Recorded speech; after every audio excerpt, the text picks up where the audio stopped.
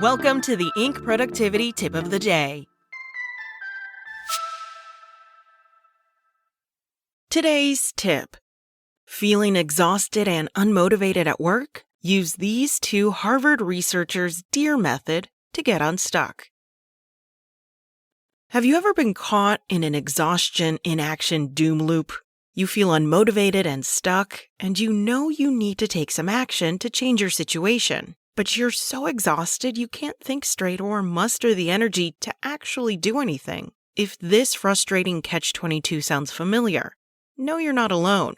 Coaches and psychologists report it happens not just to frontline workers, but all the way up to the very top of organizations. Hopefully, you can take some comfort in knowing you have plenty of company. But what you really need when you're stuck in a deep, dark, sticky professional rut is a route out of it. How do you break out of a low-energy, low-motivation doom loop and recover some zest for your work? Some recommend sabbaticals. They're probably more doable than you imagine. Others stress self-care. But if you're looking for a comprehensive, research-backed approach to getting your work mojo back, then I point you to a recent HBR IdeaCast episode featuring Harvard Business School researcher Robin Abrahams and HBS professor Boris Groysberg. Together, the pair have developed a 4-step protocol for individuals to deal with lack of engagement and motivation at work, and they gave it the catchy name, the DEAR method. You can catch out the entire half-hour episode for all the details, but to get you started, here are the basic steps they recommend. 1. Detach. Abrahams and Groysberg acknowledge that it might feel a little counterintuitive to consciously try to disengage from work when your long-term goal is to reconnect with purpose and passion. But they offer a convincing rationale for this first step. Abrahams explains that when we're feeling particularly beaten down, we tend to get caught in loops of negative, unproductive thinking. Detaching from work serves to give you enough space to see your situation in a new light. So things like meditation, exercise, just getting out of doors, feeling your body can help you calm down. Get in touch with your feelings a little bit and get that distance that you need to make the right choices. And not be stuck in a kind of flight or fight mode, or I can't do anything, everything's just terrible, she says. The pair also recommend another technique backed by psychology to help us reason through issues more productively, taking a third-person perspective. So rather than thinking, I am so bored with my work but feel stuck, I would think, Jessica is a mid-career writer who is feeling bored and stuck. What should she do?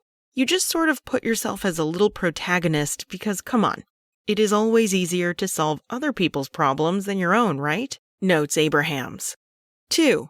Empathy. A towering stack of studies shows that showing yourself self-compassion is a better way to solve tough problems than beating yourself up for having them. Abrahams and Groysberg agree about the value of having more empathy for your own struggles, but they also recommend consciously trying to be more empathetic with those around you.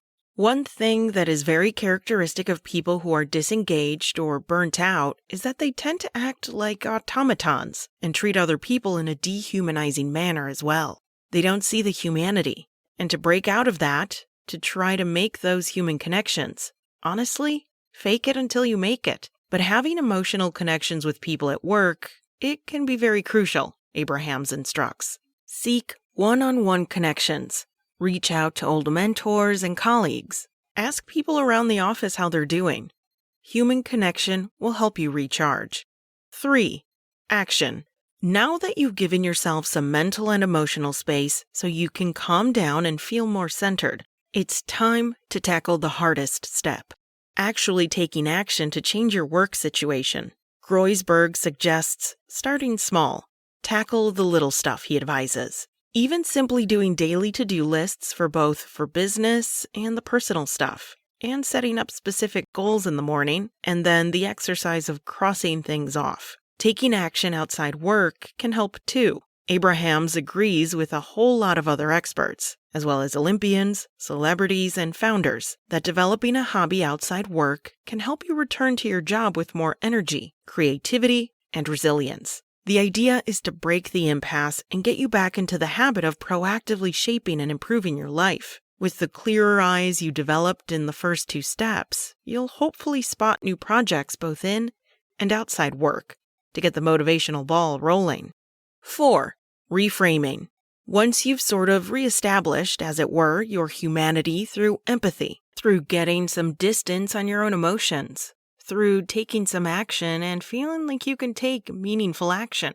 Reframing is kind of the one where you ask yourself, okay, what about the situation though? Is there a different way I can think of my job that will make it more fulfilling? Can I restructure it in some way? Explains Abrahams. This often looks like examining your values and making sure you understand how the tasks you engage with every day help you advance those goals. Connecting to the purpose of your work in this way, studies by Wharton's Adam Grant and others show, can make the same old tasks feel much more rewarding, seriously increasing our motivation to do them.